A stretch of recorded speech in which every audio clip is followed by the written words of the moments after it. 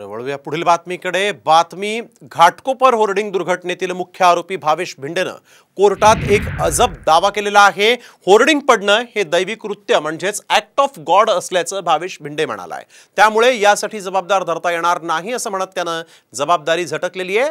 जामिनावर सुटका आणि FIR रद्द करण्याची मागणीही याचिकेतून भिंडेनं केली। या दुर्घटनेत तब्बल 17 जणांना आपला जीव गमवावा लागला आणि 74 जण गंभीर जखमी झाले होते।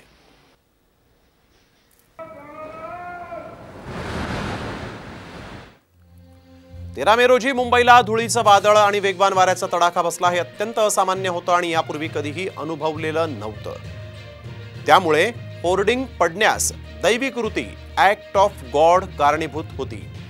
त्या दिवशी अशाच प्रकारच्या अनेक घटनाही घडल्या। जोरदार वाऱ्यामुळे काही इमारतींचंही नुकसान झालं। अनेक झाडं उन्मळून पडल्यामुळे दोघांचा मृत्यू झाला। एवढंच नाही तर वडाळ्यात एका इमारतीच्या पार्किंगचं लोखंडी स्ट्रक्चर कोसळलं। त्यात 3 जण गंभीर जखमी झाले। त्यामुळे या प्रकरणात याचिकाकर्ता भिंडे किंवा इगो मीडियाला दोषी धरता येणार नाही असा अजब दावा या भिंडेनं केलेला आहे।